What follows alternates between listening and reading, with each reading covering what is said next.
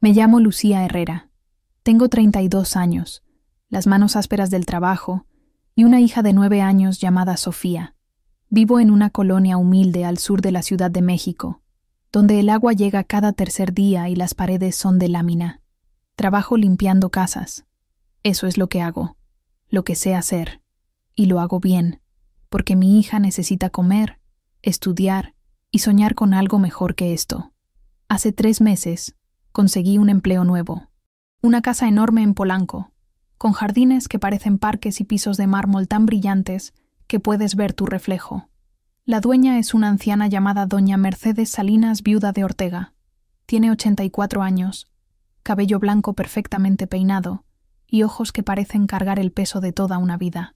Me contrataron por medio de una agencia. Me dijeron que necesitaban a alguien discreta, responsable y que no hiciera preguntas. Yo no hago preguntas. Nunca las hago. Solo limpio, ordeno y me voy. El primer día, cuando entré por la puerta de servicio, me quedé paralizada. La casa era tan grande que me pregunté si una sola persona podía vivir en tanto espacio. Cada habitación parecía contar una historia diferente. Había techos altísimos con candelabros de cristal que brillaban como cascadas de luz. Los pasillos eran tan largos que mis pasos hacían eco. Y en cada pared, en cada rincón, había algo que hablaba de riqueza, de historia, de un mundo que yo solo había visto en las telenovelas que veía en casa de mi vecina. Doña Estela, la cocinera que lleva años trabajando ahí, me recibió con una sonrisa cansada. Tenía el cabello recogido en un moño apretado y un delantal manchado de harina. Sus ojos eran amables, pero también advertían de algo que no alcanzaba a comprender. «Bienvenida, mija. Aquí hay mucho que limpiar. Pero la señora es buena. Solo no toques nada de la sala principal sin avisarle primero. Es muy especial con esas cosas». Asentí. No pregunté por qué, pero la advertencia se me quedó grabada en la mente como una alarma silenciosa. Doña Mercedes apareció poco después, caminando despacio con un bastón de madera con empuñadura de plata. Cada paso suyo era medido, cauteloso, como si el mundo fuera un lugar frágil que podía romperse en cualquier momento. Me miró de arriba abajo, como si tratara de recordar algo, y luego sonrió apenas. Fue una sonrisa extraña. No era de bienvenida ni de cortesía. Era una sonrisa cargada de nostalgia, de algo que parecía reconocimiento. «¿Cómo te llamas, hija?» «Lucía, señora. Lucía Herrera». «Lucía», repitió, como probando el nombre en su lengua. Sus ojos se humedecieron apenas, pero ella parpadeó rápidamente. «Bienvenida a esta casa, Lucía. Espero que te sientas cómoda aquí». Eso me pareció extraño. Nadie me había dicho nunca algo así en un trabajo. Normalmente te dan instrucciones, te dicen qué hacer y te dejan sola. Pero doña Mercedes habló como si realmente le importara que yo estuviera bien, como si mi presencia significara algo más que solo tener una empleada nueva. Solo asentí, agradecí y comencé a trabajar. La casa estaba llena de retratos. En cada pasillo, en cada sala, había fotografías enmarcadas en oro y plata, familias antiguas vestidas con trajes elegantes, bodas en jardines llenos de flores, niños jugando en patios que parecían sacados de una película. Pero algo me inquietaba. Había espacios vacíos en las paredes, como si algunos cuadros hubieran sido quitados a propósito. Rectángulos más claros en la pintura donde antes colgaba algo importante, como cicatrices en la memoria de la casa. Los días pasaron lentos pero constantes. Yo limpiaba cada rincón con cuidado. Trapeaba los pisos de mármol hasta que brillaban como espejos. Sacudía los muebles antiguos con delicadeza, como si fueran piezas de museo. Y en todo ese tiempo, doña Mercedes casi no hablaba conmigo. Pero a veces, cuando yo pasaba cerca, la encontraba observándome desde su sillón con una expresión que no lograba descifrar. No era desconfianza. Era nostalgia, tristeza tal vez, como si estuviera viendo a través de mí a alguien más, alguien que ya no estaba. Una tarde, mientras limpiaba la biblioteca, encontré una caja de madera escondida detrás de unos libros viejos. Era una caja hermosa, tallada a mano, con incrustaciones de nácar que brillaban bajo la luz. Dentro había cartas, muchas cartas, todas dirigidas a Javier. Algunas estaban abiertas, otras selladas con lacre rojo. Las fechas eran de hace más de 10 años. La letra era femenina, delicada, llena de palabras de amor y desesperación. «Mi querido Javier», decía una. «Te extraño cada día», decía otra. No leí más. Sentí que estaba invadiendo algo sagrado, algo que no me pertenecía. Volví a guardar la caja exactamente donde estaba. Pero el nombre se me quedó grabado. Javier. Ese nombre me dolía. Me dolía en el pecho como una herida que nunca había sanado. Me dolía porque era el nombre del hombre que me dejó embarazada y desapareció sin explicación. El hombre que juró amarme bajo las estrellas, que me prometió un futuro lleno de sueños, y que un día simplemente se fue. Nunca supe qué pasó con él. Nunca supe si me mintió, si se arrepintió, o si algo terrible le ocurrió. Solo sé que me quedé sola, con una hija creciendo en mi vientre y sin nadie a quien pedirle ayuda, con el miedo clavado en el alma y las lágrimas secándose solas cada noche. Pero ese Javier no podía ser el mismo. Sería una coincidencia absurda. México está lleno de Javieres. ¿O no? Una semana después, doña Mercedes me pidió que limpiara la sala principal. Era un lugar que ella casi nunca usaba. Las cortinas estaban cerradas y el aire olía a polvo y a recuerdos viejos. Había un piano cubierto con una tela blanca, como un fantasma durmiente, un sillón de terciopelo verde desgastado por el tiempo. Y en la pared principal, dominando todo el espacio, había un retrato enorme. Comencé a limpiar los muebles. Sacudí las mesas con cuidado. Pasé el trapo por los marcos de las ventanas, y cuando llegué al retrato, lo miré apenas de reojo, como siempre hago con las cosas que no me corresponden. Pero algo me detuvo. Algo en ese rostro. Una sensación extraña que me recorrió la espalda como un escalofrío. Dejé caer el trapo. Mi corazón comenzó a latir tan fuerte que sentí que me iba a desmayar. Me acerqué despacio, con las piernas temblando, y levanté la vista hacia el cuadro. Era él. Era Javier. El mismo rostro que había besado 1000 veces, los mismos ojos oscuros que me miraban con ternura, la misma sonrisa suave que me enamoró hace 11 años en aquel parque donde nos conocimos, el mismo hombre que me juró amor eterno bajo la lluvia y luego me abandonó sin decir una palabra. Estaba ahí, pintado al óleo, vestido con un traje elegante que nunca le había visto usar, con una placa al pie del cuadro que decía Javier Ortega Salinas, 1985-2014. Se me doblaron las rodillas. Me agarré del respaldo de un sillón para no caer. Las lágrimas comenzaron a rodar por mis mejillas, sin que pudiera detenerlas. El aire se me escapaba de los pulmones. El mundo giraba a mi alrededor. Él había muerto. Javier había muerto. Y yo nunca lo supe.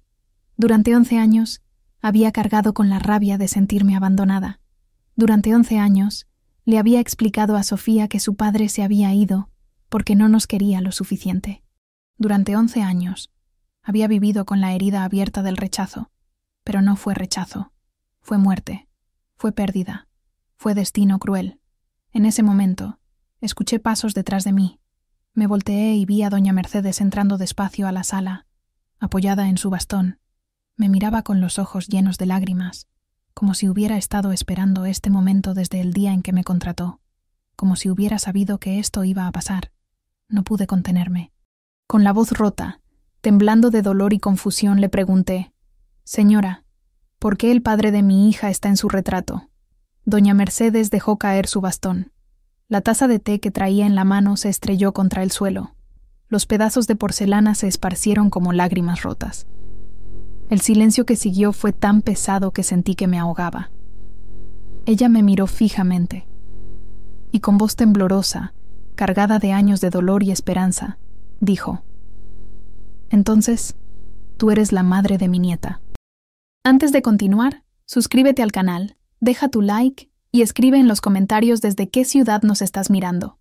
El mundo se detuvo. Las palabras de doña Mercedes resonaron en mi cabeza como un eco que no lograba comprender. ¿Su nieta? Sofía era su nieta. ¿Cómo era posible que durante todo este tiempo hubiéramos estado tan cerca y tan lejos al mismo tiempo? Me dejé caer en el sillón. No podía respirar. No podía pensar. Todo lo que había creído durante años se derrumbó en un segundo. La historia que me había contado a mí misma. La mentira que había vivido sin saberlo. Todo se rompió como el cristal de aquella taza en el suelo. Doña Mercedes se acercó despacio, con las manos temblorosas, y se sentó frente a mí. Sus ojos estaban llenos de lágrimas, pero también de algo que parecía alivio, como si finalmente pudiera soltar un peso que había cargado durante años, como si después de una eternidad de oscuridad, finalmente hubiera encontrado un rayo de luz. Javier era mi hijo mayor, comenzó a decir con la voz quebrada. Cada palabra parecía costarle un esfuerzo inmenso. Mi adorado Javier. Era bueno, generoso, soñador, pero también era rebelde. Tenía ideas propias. No le gustaban las reglas de esta familia. No le interesaba el dinero ni el apellido. Solo quería vivir libre. Se enamoró de ti, Lucía. Me habló de ti muchas veces. Me dijo que eras diferente, que eras real, que eras lo mejor que le había pasado en la vida. Que con o sin mi aprobación, iba a construir una vida contigo. Me cubrí la boca con las manos. No podía creer lo que estaba escuchando. Javier había hablado de mí. Había hablado de nosotras. Había peleado por nuestro futuro. Yo me opuse. Continuó doña Mercedes, con la voz cargada de culpa. Las lágrimas corrían libres por su rostro arrugado. Le dije que no podía estar con alguien de otro mundo, que nuestra familia tenía un nombre, un legado, responsabilidades, que eso no funcionaría, que la gente hablaría, que sufriríamos, discutimos. Fue la peor pelea que tuvimos. Él me gritó que el dinero me había vuelto ciega, que había perdido la capacidad de ver lo que realmente importaba, que me había convertido en todo lo que él odiaba, y se fue. Se fue de esta casa jurando que nunca volvería, que construiría su propia vida lejos de nosotros. Las lágrimas corrían por su rostro arrugado. Cada recuerdo parecía cortarla como un cuchillo. Poco después, recibí la noticia. Hubo un accidente. Su coche se salió de la carretera en la autopista México-Cuernavaca. Llovía mucho esa noche. Los testigos dijeron que iba demasiado rápido, que parecía distraído. El coche chocó contra un árbol. Murió instantáneamente. Tenía 23 años. Solo 23 años. Cerré los ojos. Todo tenía sentido ahora. Javier no me había abandonado. No me había olvidado. Había muerto. Y yo nunca lo supe porque nadie me buscó. Porque para su familia, yo no existía. Era solo una sombra en la vida de su hijo. Una nota al margen que no merecía ser mencionada. Intenté encontrarte, dijo doña Mercedes, tomando mis manos entre las suyas.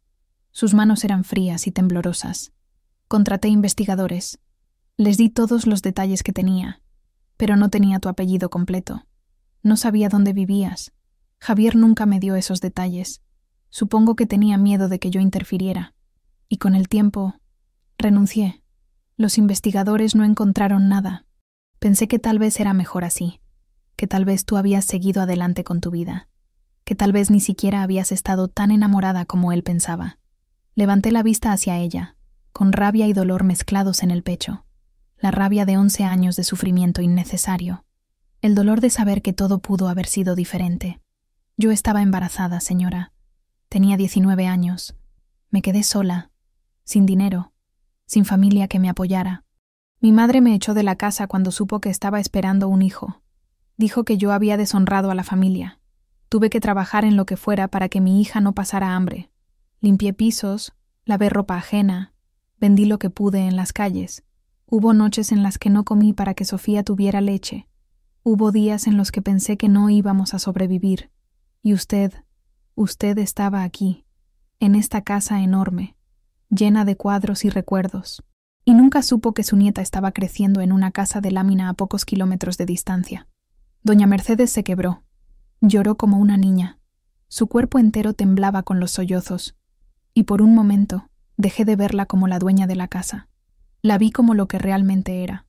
Una madre que había perdido a su hijo y que había pasado años cargando con la culpa de haberlo alejado. Una abuela que había estado buscando sin saber dónde mirar. «Perdóname, Lucía», susurró entre lágrimas. «Perdóname por todo. Por no haber sido más comprensiva con Javier. Por no haberte encontrado antes. Por todas las noches que sufriste sola. Pero ahora que sé la verdad, quiero conocerla. Quiero conocer a mi nieta. Por favor, es todo lo que me queda de mi hijo». No supe qué responder. Parte de mí quería gritarle todo el dolor que había guardado durante años. Otra parte quería abrazarla y llorar juntas. Al final, solo asentí con la cabeza. La traeré mañana. Esa noche no pude dormir. Me quedé despierta mirando el techo de mi pequeña casa, escuchando la respiración tranquila de Sofía a mi lado. Pensé en todo lo que había pasado, en cómo la vida te da vueltas que nunca imaginas, en cómo el destino te lleva exactamente donde necesitas estar. A la mañana siguiente, le conté todo a Sofía. Ella me miró con los ojos muy abiertos, incrédula. Durante años, ella había preguntado por su padre. Durante años, yo le había dicho que él se había ido y que no sabíamos dónde estaba. Nunca le mentí diciendo que era malo, pero tampoco le dije que lo amaba. Entonces, ¿mi papá era rico?, preguntó ella con curiosidad infantil. Tu papá era una buena persona, le dije, acariciando su cabello. Era bondadoso, soñador y valiente, y te hubiera amado más que a nada en el mundo. Y tu abuela quiere conocerte. Al día siguiente, llevé a Sofía a la casa. Ella iba nerviosa, aferrada a mi mano. Nunca había estado en una casa tan grande. Sus ojos se abrieron enormes cuando vio los jardines, la fuente, las escaleras de mármol. Doña Mercedes la recibió en la sala principal. Cuando la vio entrar, se puso de pie con dificultad. Sus ojos se llenaron de lágrimas. Se arrodilló frente a ella, a pesar de sus años y del dolor en sus rodillas, y la abrazó como si abrazara al hijo que había perdido. Eres igualita a él, dijo entre sollozos. Tienes sus ojos, su sonrisa, su misma forma de inclinar la cabeza cuando te da curiosidad algo. Ay, mi niña hermosa. Sofía, confundida pero conmovida, la abrazó también. Y en ese momento, algo sanó en mi interior. Por un momento, pensé que todo iba a estar bien, que finalmente habíamos encontrado nuestro lugar, que la vida nos había dado una segunda oportunidad, pero estaba equivocada. 2 días después, llegó Ricardo, el hijo menor de doña Mercedes, el millonario, el heredero, el hombre que había estado viajando por Europa durante meses y que acababa de regresar a México. Era alto, de traje impecable, con el cabello perfectamente peinado hacia atrás y una mirada fría que te atravesaba. Entró a la casa como si fuera dueño del mundo, y técnicamente lo era, o al menos creía serlo. Cuando me vio en la sala, sentada junto a su madre, tomando té como si fuera parte de la familia, me miró de arriba abajo con desprecio, como si yo fuera una mancha en su mundo perfecto. ¿Quién es esta mujer, mamá?, preguntó con desdén. Es Lucía, respondió doña Mercedes con firmeza, la madre de tu sobrina. Ricardo frunció el ceño. Su rostro se endureció. ¿Sobrina? ¿De qué estás hablando? Doña Mercedes le explicó todo. Cada detalle, cada verdad.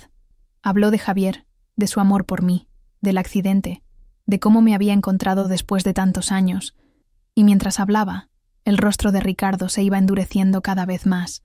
Sus ojos se volvían más oscuros, sus manos se cerraban en puños. Cuando ella terminó, él soltó una risa seca y cruel, una risa sin humor, una risa llena de veneno. ¿Y tú le crees? ¿Así nada más? Mamá, esta mujer es una oportunista. Seguramente investigó sobre Javier, inventó esta historia y ahora quiere quedarse con parte de la herencia. Es la estafa más vieja del mundo. No es cierto, grité sin poder contenerme. Yo no sabía nada de esta familia. Yo solo vine a trabajar. Fue su madre quien se dio cuenta. Fue ella quien me contrató sin saber quién era yo. Claro, dijo Ricardo con sarcasmo. Qué conveniente. La empleada pobre que resulta ser la madre de la nieta perdida. ¿Tienes pruebas? ¿Tienes algo que demuestre que esa niña es hija de Javier? ¿Un certificado de nacimiento con su nombre? ¿Una prueba de paternidad? Me quedé en silencio. No tenía nada de eso. Javier había muerto antes de que Sofía naciera. Nunca pude ponerlo en el acta de nacimiento. Solo tenía la verdad. Solo tenía mi palabra. Y la palabra de doña Mercedes. Y la verdad innegable en el rostro de Sofía. Eso pensé, dijo Ricardo cruzándose de brazos. Esta conversación se acabó. Mamá, espero que recuperes el sentido común. ¿Y tú? Me señaló con el dedo como si yo fuera basura. Más te vale que sigas haciendo tu trabajo y no vuelvas a llenar la cabeza de mi madre con mentiras. O te vas a arrepentir. Doña Mercedes intentó detenerlo, pero él salió de la sala sin escucharla. El portazo resonó en toda la casa como un trueno. Yo me quedé ahí, temblando de rabia y humillación, sintiendo cómo el mundo que apenas había comenzado a construirse se tambaleaba de nuevo. Pero lo peor aún no había llegado.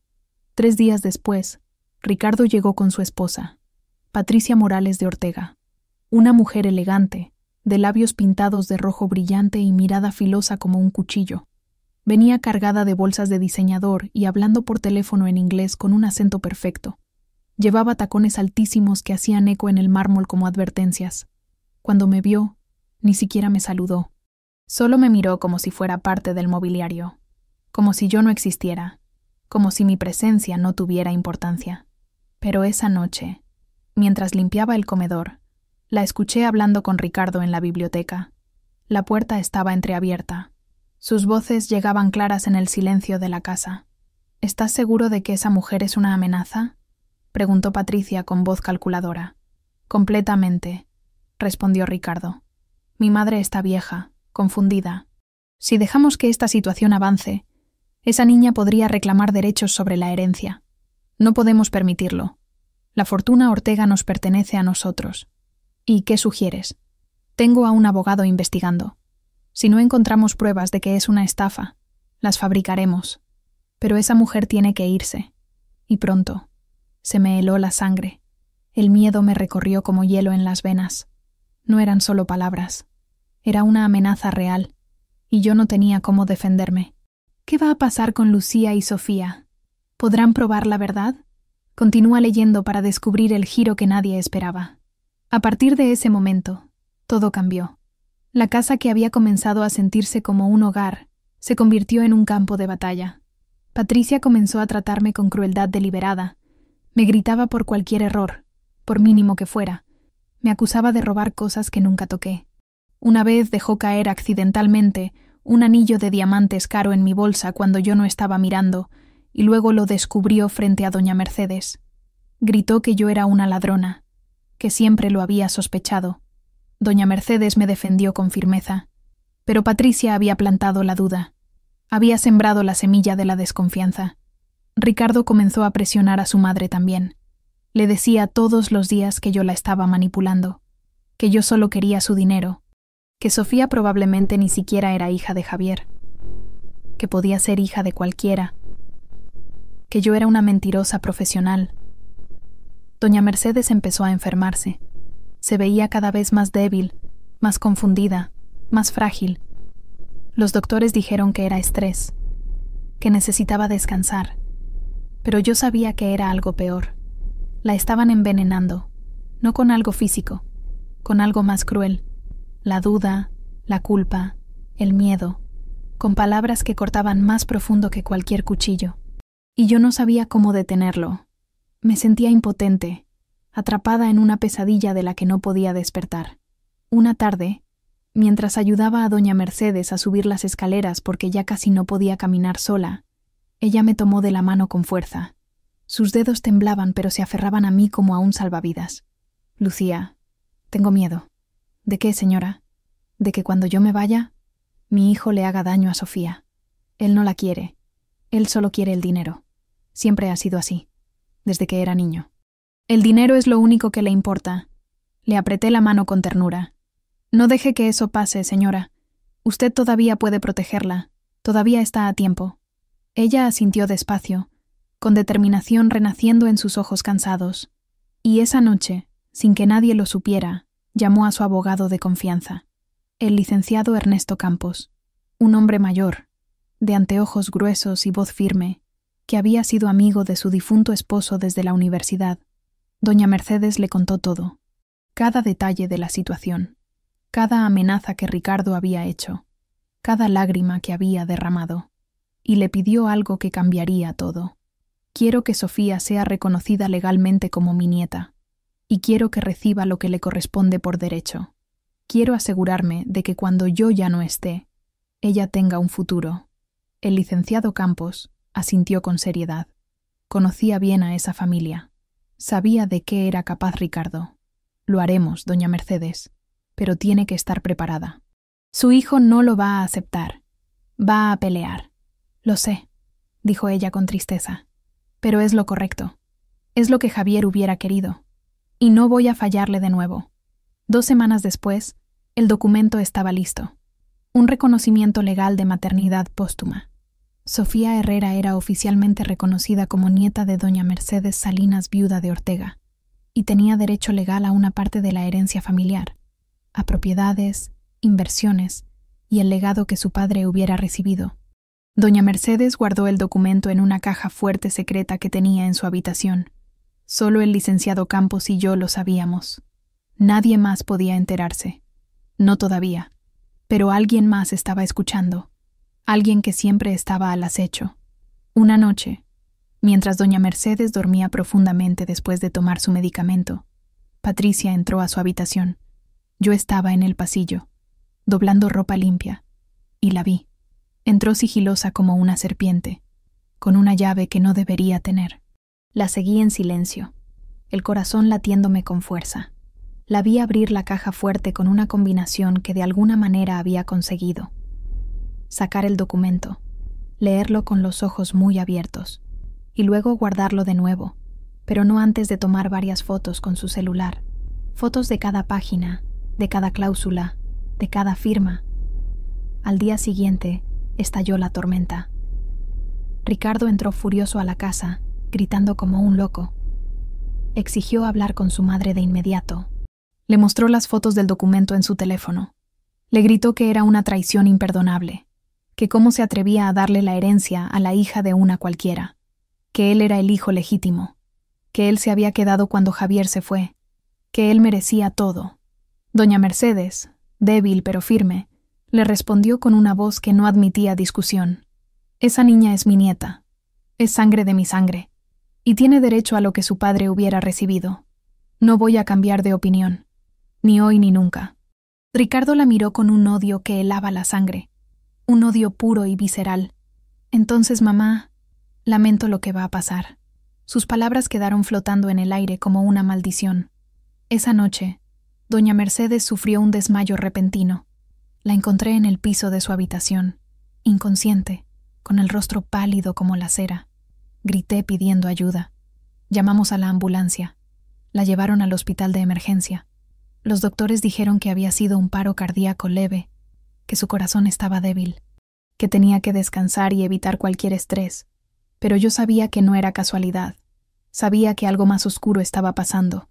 La estaban matando lentamente, y tenía que hacer algo antes de que fuera demasiado tarde. Doña Mercedes pasó 3 días en el hospital. Yo no me moví de su lado ni un solo segundo.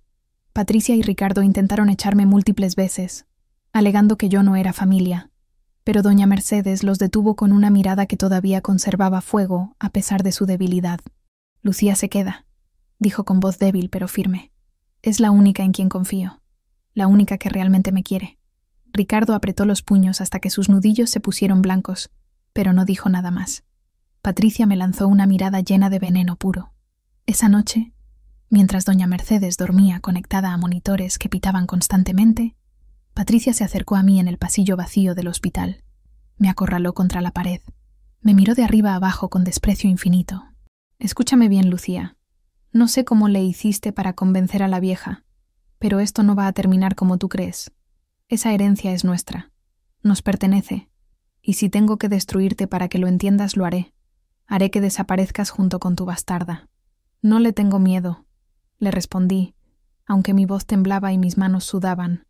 Deberías, dijo ella sonriendo con una frialdad que me heló hasta los huesos, porque cuando ella muera, y créeme que va a morir pronto, no habrá nadie que te proteja, nadie que te defienda, y entonces sabrás lo que es el verdadero dolor. Se fue dejando un rastro de perfume caro y amenazas, y yo me quedé ahí, sintiendo cómo el miedo se apoderaba de cada célula de mi cuerpo. Pero no iba a rendirme, no después de todo lo que habíamos pasado, no cuando finalmente Sofía había encontrado a su familia. Al día siguiente, doña Mercedes fue dada de alta. La llevamos de vuelta a la casa entre todos. Estaba muy débil, casi no podía caminar. La ayudé a llegar a su habitación con cuidado extremo.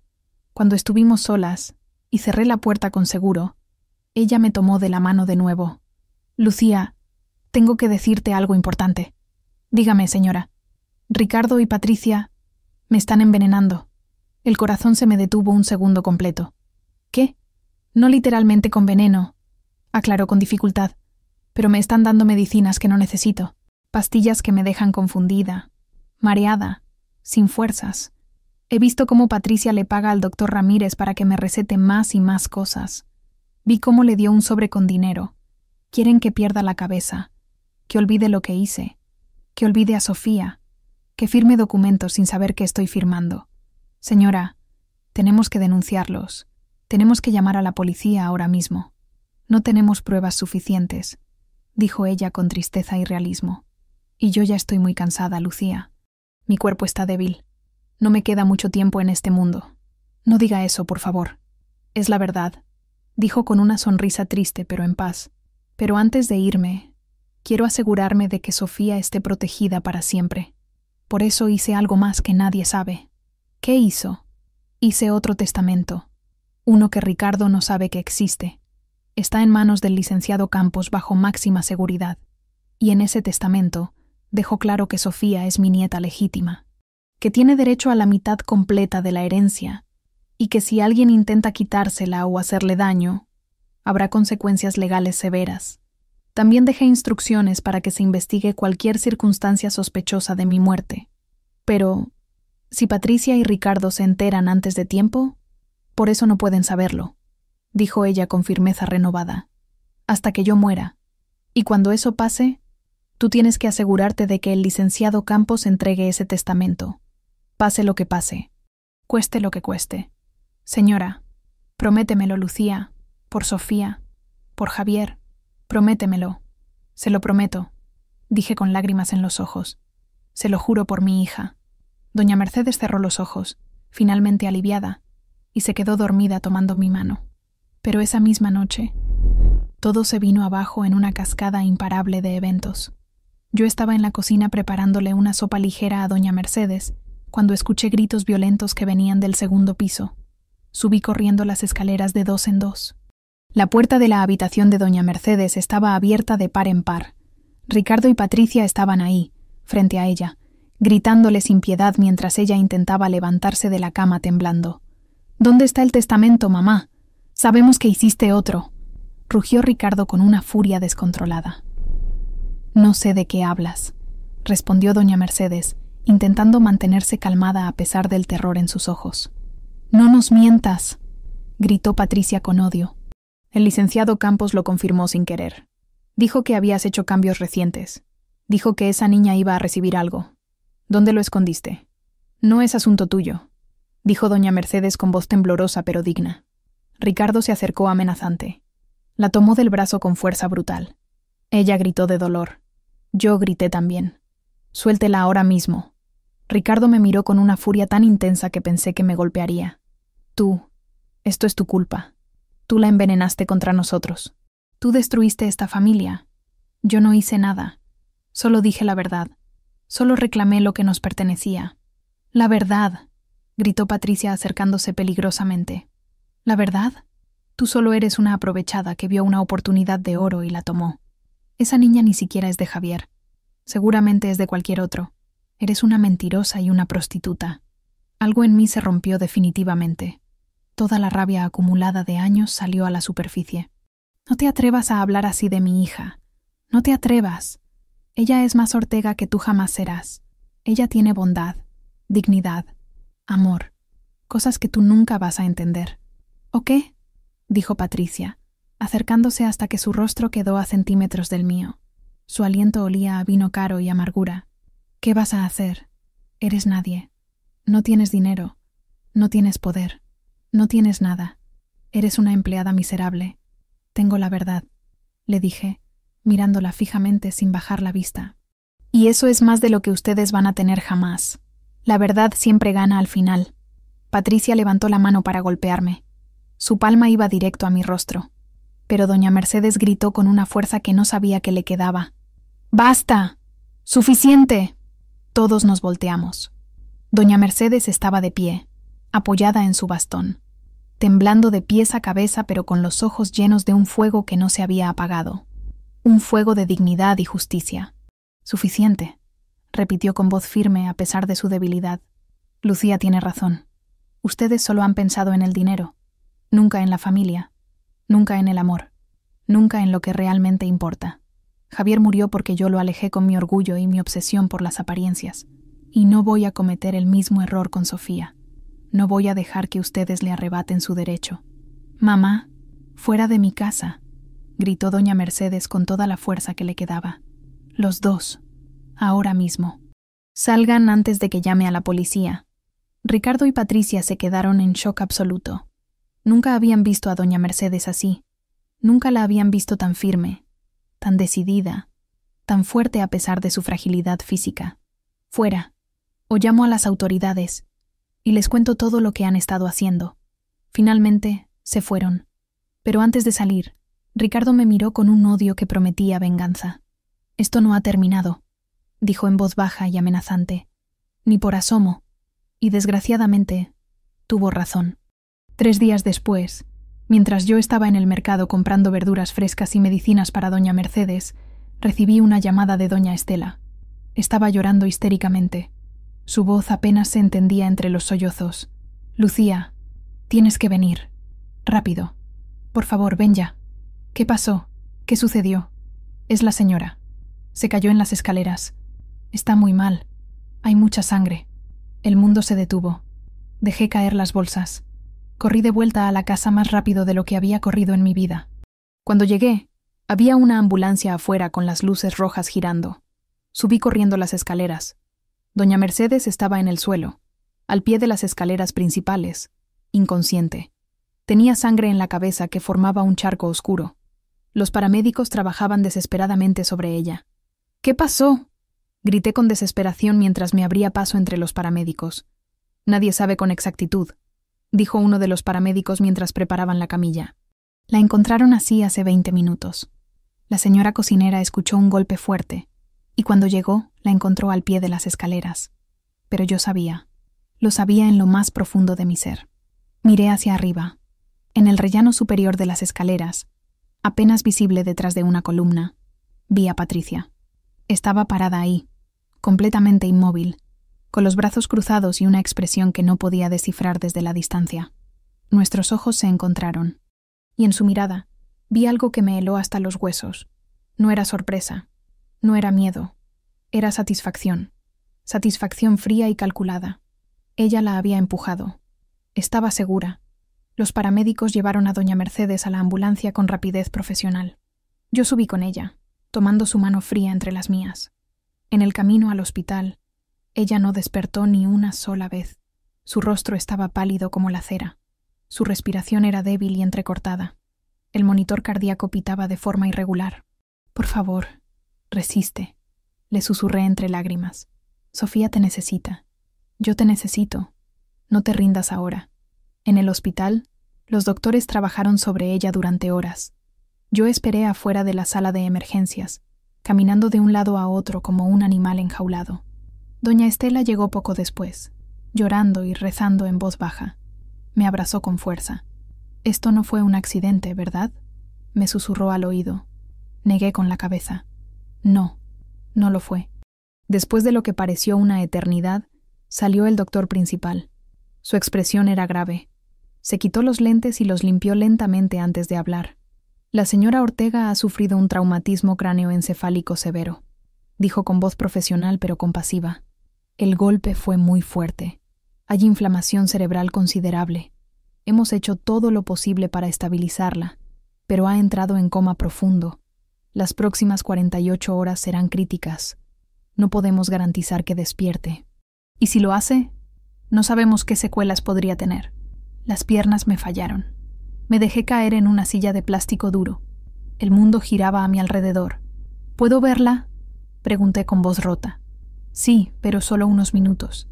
Está en cuidados intensivos». Entré a la habitación con pasos temblorosos.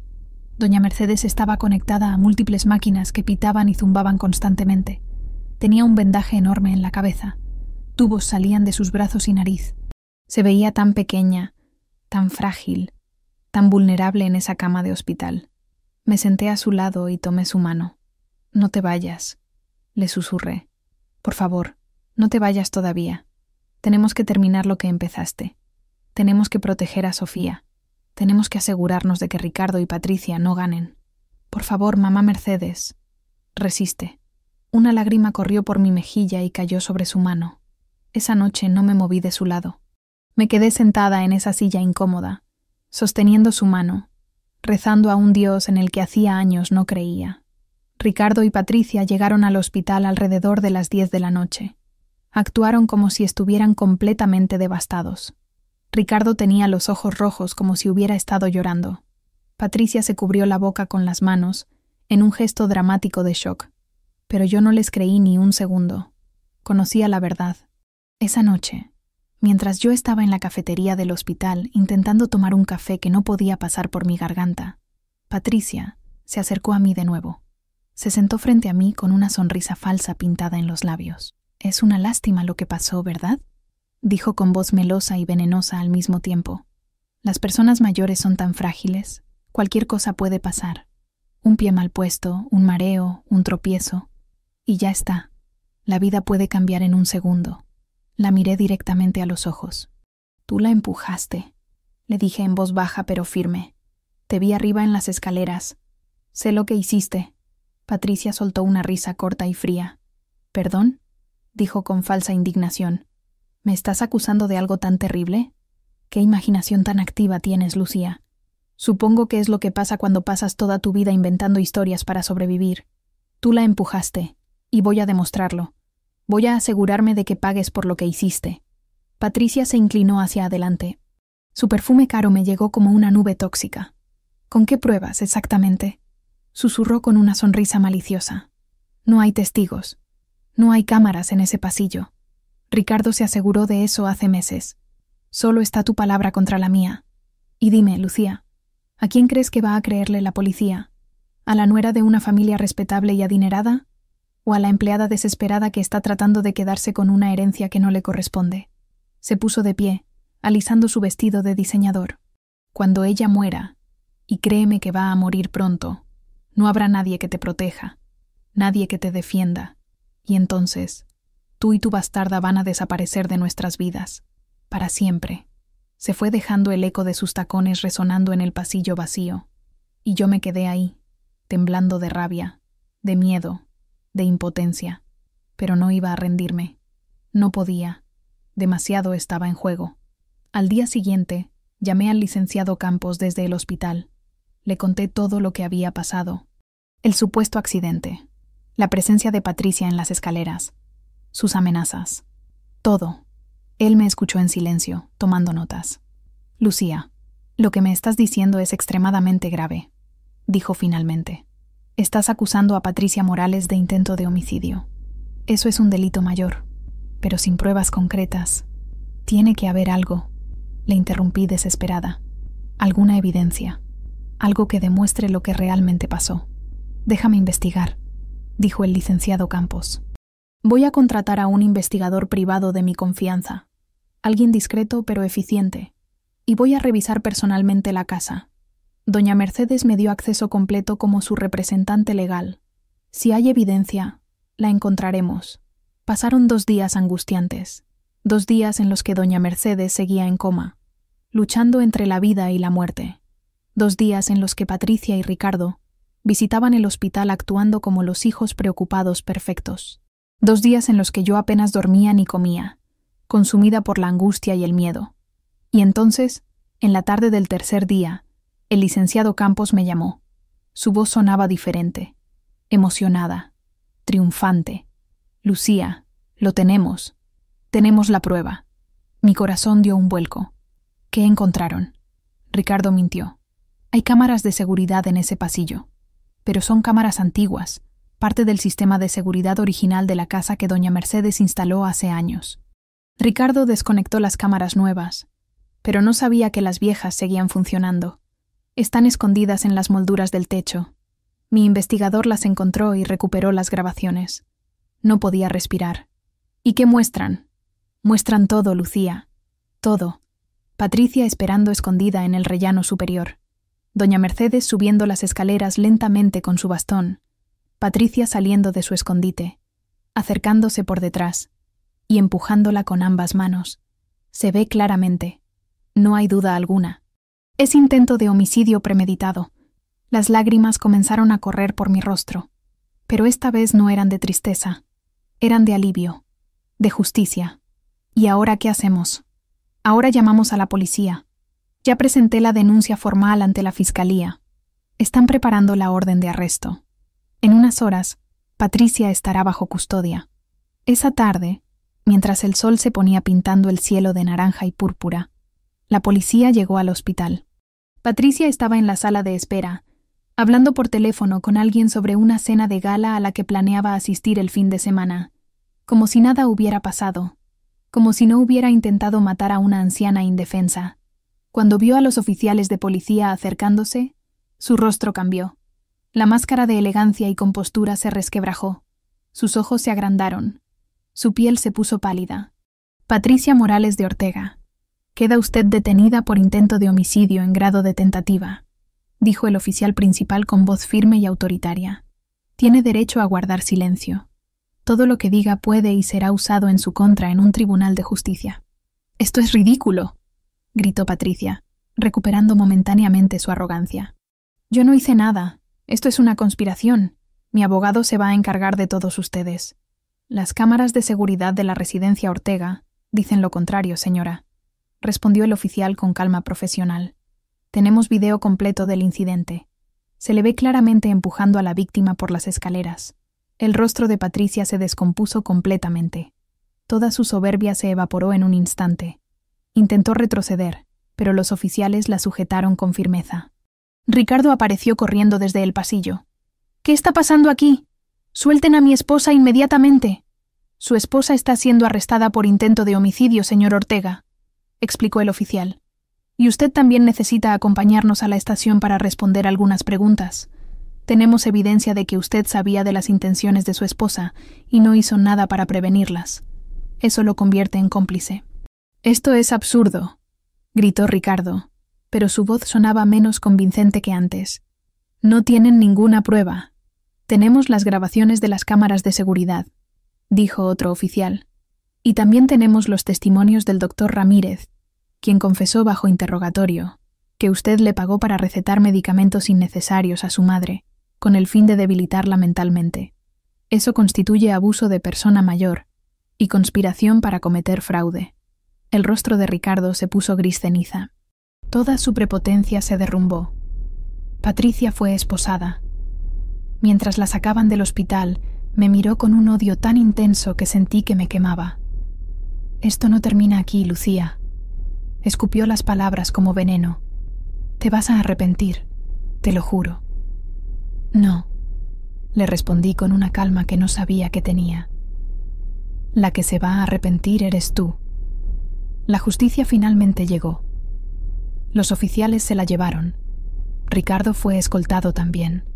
Y yo me quedé ahí parada, temblando, sintiendo como si un peso enorme hubiera sido levantado de mis hombros. El licenciado Campos se acercó a mí. Me puso una mano reconfortante en el hombro. «Lo lograste, Lucía», dijo con una sonrisa cálida. «Doña Mercedes estaría orgullosa». «Todavía no», respondí, mirando hacia la habitación donde ella seguía luchando por su vida. «Todavía no hemos ganado. Ella tiene que despertar. Tiene que ver que la justicia se hizo. Tiene que conocer a su nieta.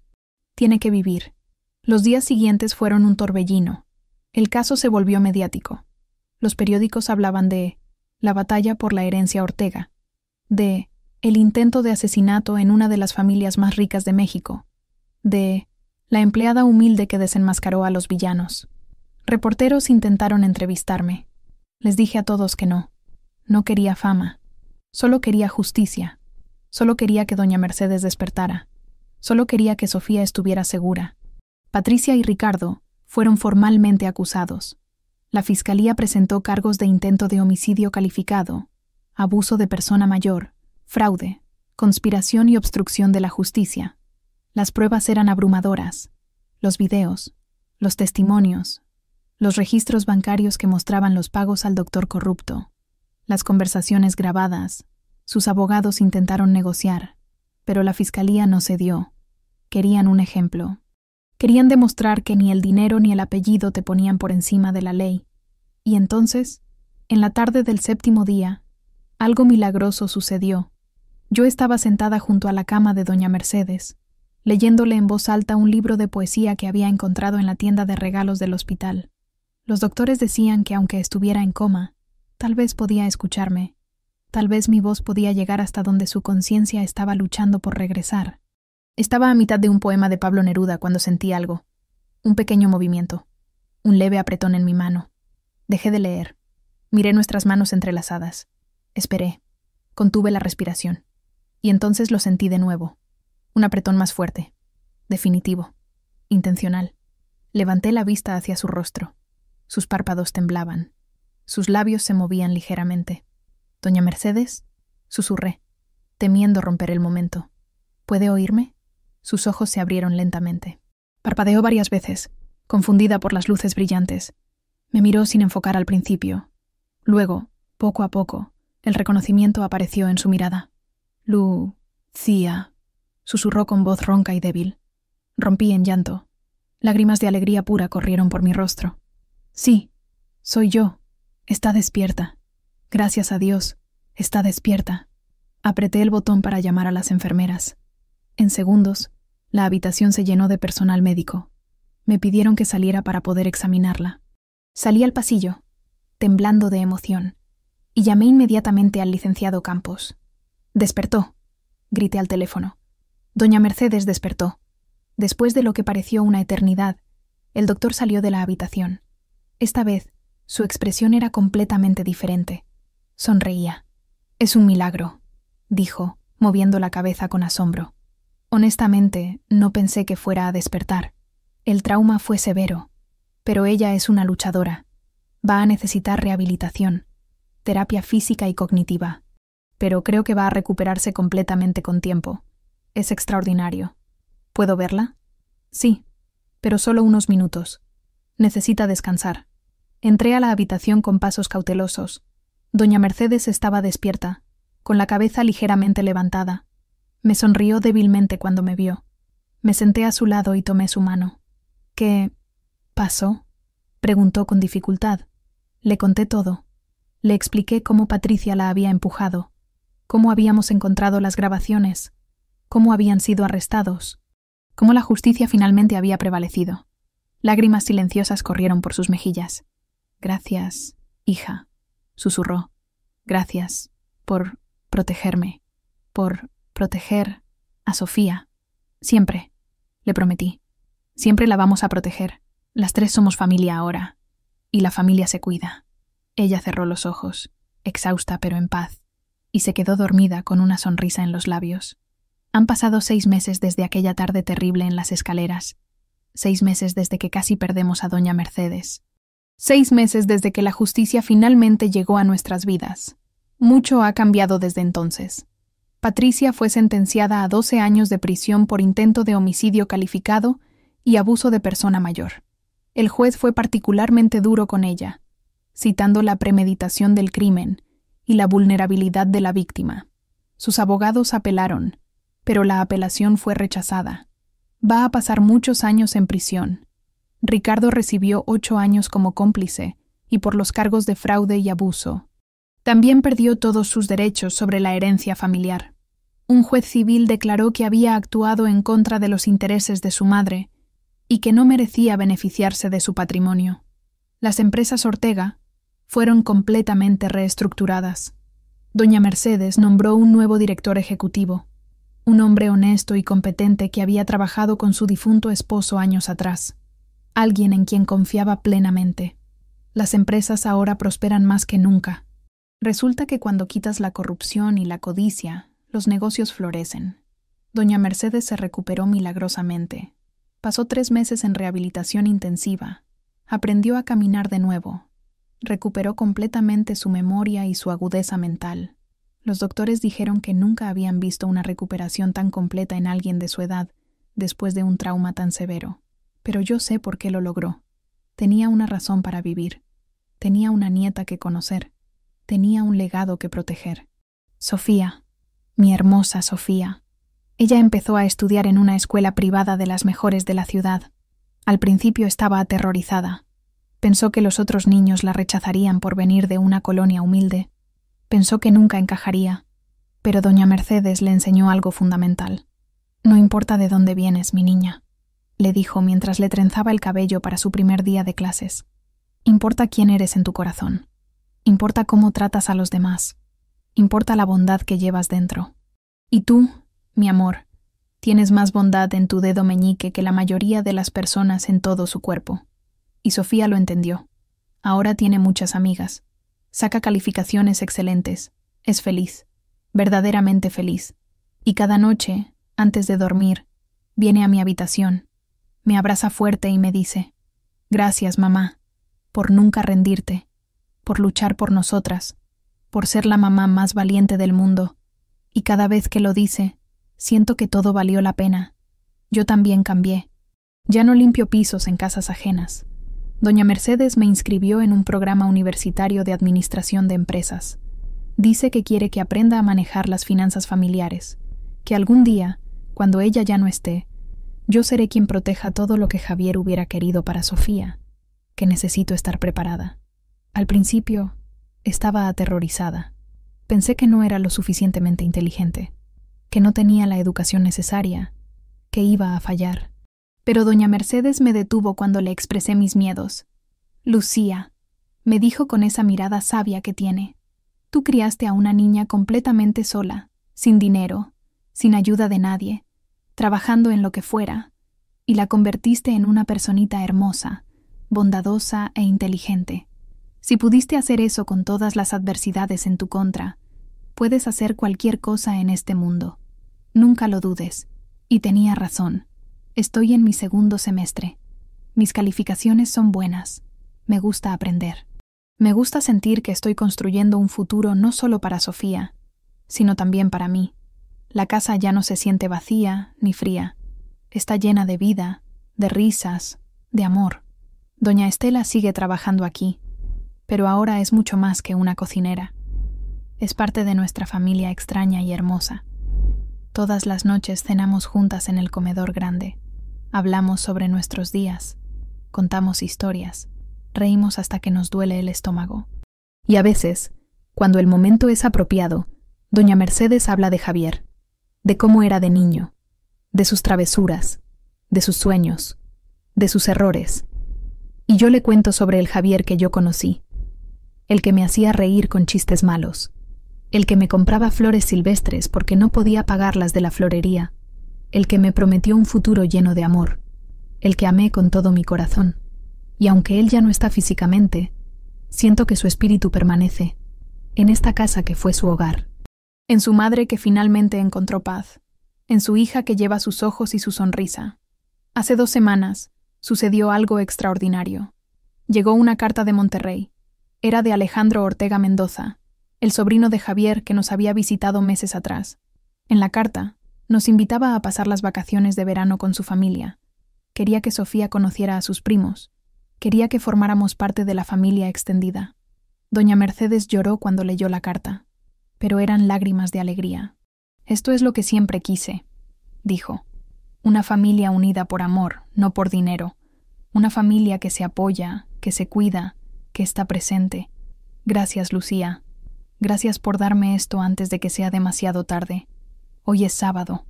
El sol brilla con fuerza en el cielo azul perfecto. Sofía está en el jardín jugando con Javi, el gatito que doña Mercedes le regaló. Sus risas llenan el aire como música. Doña Mercedes está sentada en su sillón favorito bajo el árbol de jacarandá, leyendo un libro. Se ve tranquila, en paz, feliz. Y yo estoy en la cocina con doña Estela, preparando el almuerzo. El olor a comida casera llena la casa. Es un olor de hogar, de familia, de amor. Después del almuerzo, vamos a hacer algo especial. Doña Mercedes organizó una ceremonia pequeña e íntima en la sala principal. Junto al retrato de Javier, ha colgado un segundo retrato, uno nuevo, pintado por el mismo artista que hizo el primero. Es un retrato de Sofía. Lo vi ayer cuando lo desempacaron. Es hermoso. La captura perfectamente. su sonrisa luminosa, sus ojos llenos de vida, su espíritu alegre. Y debajo del retrato hay una placa dorada que dice: Sofía Herrera Ortega, la luz que Javier dejó en este mundo. Cuando Sofía lo vea hoy, sé que va a llorar. Va a entender que finalmente tiene un lugar en esta familia, que ya no somos las olvidadas, que somos parte de algo más grande. Esta noche, después de la ceremonia, después de que todos se vayan a dormir, voy a quedarme un rato en la sala principal. Voy a mirar los dos retratos, el de Javier y el de Sofía, padre e hija, unidos para siempre en esas paredes, y voy a susurrarle a Javier lo que he querido decirle durante 11 años. Gracias por Sofía, gracias por amarme, gracias por darnos un regalo tan hermoso. No pudimos construir el futuro que soñamos juntos, pero Sofía es ese futuro. Ella es la prueba de que nuestro amor fue real, y aunque tú ya no estás, siento que nunca te fuiste realmente. Estás en cada sonrisa de nuestra hija, en cada gesto bondadoso que hace, en cada sueño que persigue. Estás vivo en ella, y eso es más de lo que jamás pude haber soñado. Nunca imaginé que la casa donde entré como empleada se convertiría en mi hogar. Nunca imaginé que la mujer para quien trabajaba se convertiría en mi segunda madre. Nunca imaginé que el retrato que limpié con lágrimas en los ojos se convertiría en el símbolo de nuestra historia. Pero la vida es así, llena de sorpresas imposibles, de giros inesperados, de momentos que te rompen el corazón y momentos que lo sanan completamente. Aprendí que la familia no siempre es la que nace contigo. A veces es la que eliges, la que te elige, la que está presente cuando más la necesitas. Aprendí que el dinero no hace a una familia, el amor sí. Aprendí que la justicia, aunque a veces tarde, siempre llega. Y aprendí que el amor verdadero nunca muere. Se transforma, se queda, vive en los hijos, en los recuerdos, en las sonrisas, en los abrazos, en las historias que contamos una y otra vez. Javier ya no está físicamente, pero está en Sofía, está en cada palabra amable que dice, en cada gesto de bondad que hace, en cada sonrisa que regala al mundo, en cada sueño que persigue sin miedo. Y eso es más que suficiente. Es todo. Hoy, cuando miro el retrato de Javier, ya no siento dolor. Siento gratitud profunda, porque aunque nuestro tiempo juntos fue trágicamente corto, me dio el regalo más hermoso que pude haber recibido, una hija maravillosa. Y esa hija ahora tiene lo que yo nunca tuve, una familia completa, un hogar lleno de amor, un futuro lleno de posibilidades infinitas, oportunidades que yo nunca imaginé posibles. Y yo, Lucía Herrera, la niña pobre de la colonia humilde, la empleada invisible, la madre soltera que luchó sola durante años sin rendirse jamás. Ahora tengo algo que nunca creí merecer: dignidad, respeto, amor incondicional, un propósito y una familia que me ama por quien soy, no por lo que tengo. Y eso no tiene precio. Vale más que todo el oro del mundo. Esta es nuestra historia, la historia de cómo la verdad salió a la luz, de cómo la justicia venció a la codicia, de cómo el amor triunfó sobre el odio. Y si algo aprendí de todo esto, es que la verdad siempre encuentra su camino, que la justicia, aunque tarde, llega, y que el amor verdadero nunca, nunca muere, porque el amor es eterno, el amor trasciende la muerte, el amor permanece, y mientras Sofía exista, mientras lleve la sangre de Javier en sus venas y su bondad en su corazón, él seguirá vivo, para siempre. Si esta historia tocó tu corazón, inscríbase no canal, deixe seu like y compártela con quienes necesitan escuchar este mensaje de esperanza. Escribe en los comentarios desde qué ciudad nos estás viendo y cuéntanos si alguna vez viviste algo similar. Tu apoyo significa mucho y nos ayuda a seguir compartiendo historias de justicia, superación y amor verdadero. Gracias por estar aquí.